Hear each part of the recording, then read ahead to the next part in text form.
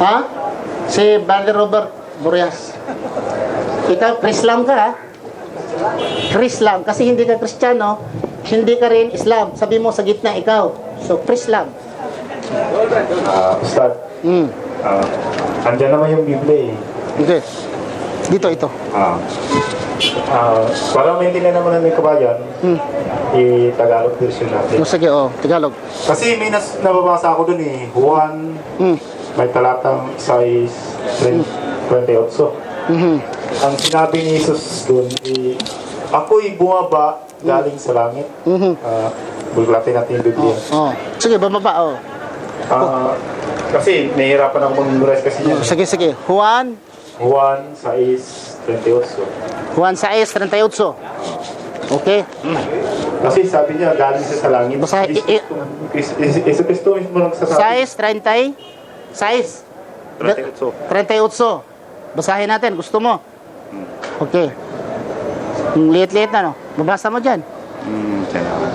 Saan? 38. 4, ito, di ba? 38, 39. For I have come down from heaven, not to do my will, but to do the will of Him who sent me. So Jesus Christ Si Hesus Kristo. came from heaven. Itong Juan, kaninong salita? Hesus Kristo kang Juan. Pero ang nagsasabi dyan, Yun nga, ang nagsalita nito, si Hesus Kristo, hindi ko lang dala yung Bible, red letter Bible eh. Pero ang nagsalita ito sa libro ni Juan, di ba? Sinong sumulat nito? Yung librong Juan. Sinong nagsulat? Si Hesus Kristo o si Juan? Juan ang susulat. Ang librong Juan, ang nagsulat, si Hesus Kristo or si Juan?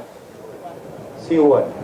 Yung sinulat ni Juan, alam ba ni Kristo ngayon ay sinulat ni Juan o hindi? Wala na. Nauli na eh. Ha? Ganoon pa rin yung sinabi niyo kanina eh. Yun nga. Yung pagkalis ni Cristo at saka na sinulat, huli na.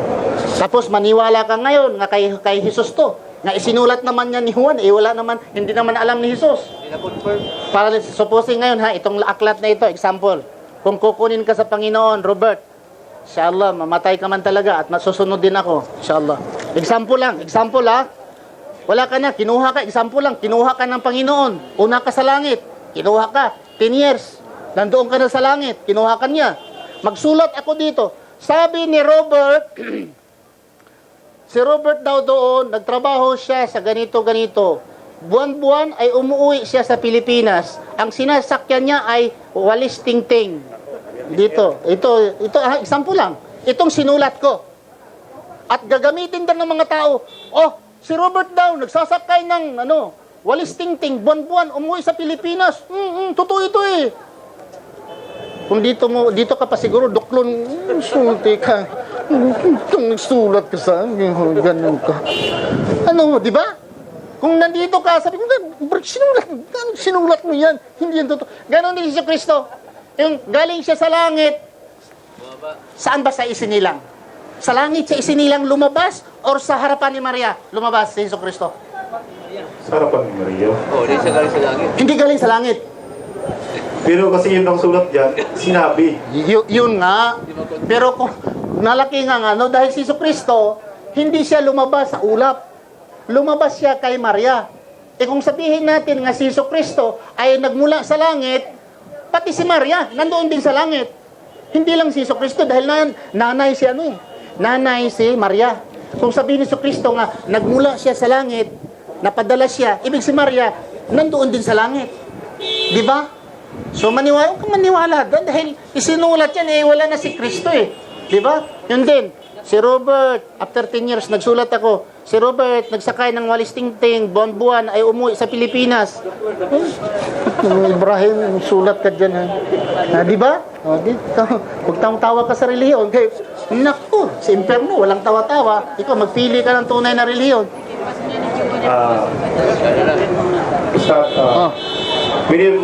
Pwede mag-gusto. Pangalawang tanong. Okay, Ang nababasa ko sa Biblia, bawat propeta may mga bansa silang galing sa iba't ibang lingwahe. Si Moses, Hebrew. Si Jesucristo is Aramaican yung lingwahe niya, Oo. pero galing siya sa Israel. Tapos si Muhammad, galing doon sa Saudi Arabia, ang lingwahe naman niya Arabic. Ay ang tanong ngayon, mahirap ito kasi wala pa talaga nakakalam ito eh. Ano po ba ang lingwahe ng nag-iisang Diyos? Ano ang lingwahe niya? Okay. Ang lingwahe niya ay itong ang Quran. Isa sa kanyang mga lingwahe ay Quran, Arabic. Bakit? Ang Arabic ay dala ni Anghel Gabriel at binigay kay Prophet Muhammad sallallahu alaihi wasallam. Nimemorize ni Prophet Muhammad sallallahu alaihi wasallam ang Arabic na Quran. Okay? So, si Allah, siya ang simulan sa lahat ng mga salita. Lahat ng salita ay makapagsalita si Allah. Bakit? Si si Propeta Sulaiman, kahit nga yung namal, yung utitod ba, langgam, yung langgam hindi yung lumilipad yung gumagapang. Langgam, naglanalito ako dahil sa Bisaya kasi pag sabi mong langgam ay lumilipad. Sa Tagalog pala gumagapang, ano yung lumilipad? Ibon. Sa Bisaya, ibon meaning langgam. Yung gumagapang, na-record sa Quran, nakakaintindi si Sulaiman. At yung ibon ay nakakausap si Sulaiman. Ano pa? Yung mga jinn, yung mga tinatawag ng engkanto, nakausap ni Sulaiman. Sa madaling sabi, lahat ng nilikha ng Panginoon ay pwedeng kakausapin ni Solomon. Yan, propeta lang yan, tao. Ano pa ang Panginoon? So, ang Panginoon, nandoon sa Kanya ang lahat ng salita, maiintindihan niya. Kung ano man yung salita, Allahu alam. Kung ano talaga ang lingwahe niya. Pero lahat ng lingwahe ay alam niya. Alam niya. Kahit nga buhok, mabibilang niya eh. Maniwala ka ba may Diyos? Siyempre naman po, kasi kung wala pang Diyos sa puso ko, siguro gagawa ako ng criminal doon. Hindi na ako makapunta dito kasi kukuha ka ng FBI. Sino ang Diyos mo? Yung sinasamba ni Jesucristo, kasi sa Marcos, sabi niya, Eloy. Oo. Sa Mateo. Tapos sa Mateo is Ili. Oo. Kay Moses naman, Elohim. Oo. Kay Muhammad, Allah. Oo. Pagdating naman sa Tagalog, Panginoong Diyos. Sino ang Diyos mo yun? Yun yung sinasamba ni Jesus, yun yung sinasamba ko. Sinasamba mo. Tapos, ang pangalan naman talaga sa Diyos ay Allah. Yung Elohim, plural of respect yun. Lord. Lord yun, hindi yun title lang yun, Lord. Pag ang Rab. So, yun namang Eloy at Ili, hindi yun dahil si Jesucristo, hindi naman siya Ilocano. Hindi rin siya Ilonggo. Dahil yung Ili, Ilocano. Magtanong ka ng mga Ilocano, ano ang Ili? Bayan. Di ba, bayan? Ang Iloy naman, Ilonggo. Bawangkuta wala mga Ilonggo di kung Iloy, di ba nanay? So, hindi man si Jesucristo Ilonggo. Hindi rin siya Ilocano. So, yung Ili at Iloy, mali nandoon sa Biblia. Talaga Allah. Pero kung isulat yan ng Allah, baka mag-Muslim ka na. Okay. Tawa-tawa ka, no? Sige. Sa atin pa yung nakasulat sa Tagalog version, Ilonggo pala yung sulat niya sa Biblia. Ano yung sulat? Kung hindi ka maniwala sa akin, tanungin mo yung mga Ilonggo. Sino Ilonggo diyo? Sino Ilonggo di? Pamangkunta bala, Ilonggo ka to? Ano bala Iloy? Iloy sa Ilonggo? Nanay. Nanay, Ilonggo. Kadlaw. Kung masigabo, karon mo. Lingkod na lang to. Sa lingkod ka lang. Halika. Thank you. Yung tanungan niya. Sige. Maranaw, okay.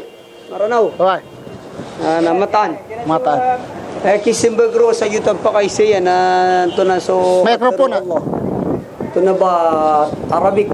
Okay. Ito na kaya si Kuan na ini Kuan Kimusis na Hebrew. Hebrew. Okay.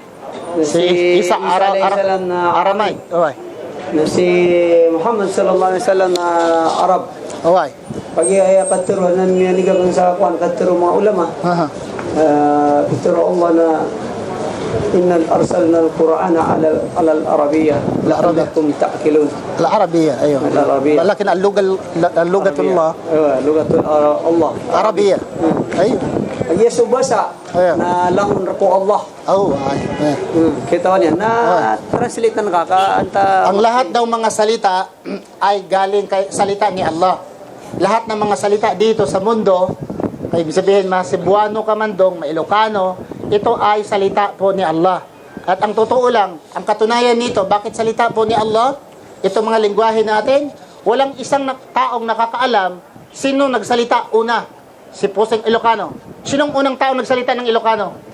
Sinong taong nagsalita ng Cebuano? Sinong unang taong nagsalita ng Maranao? Ha?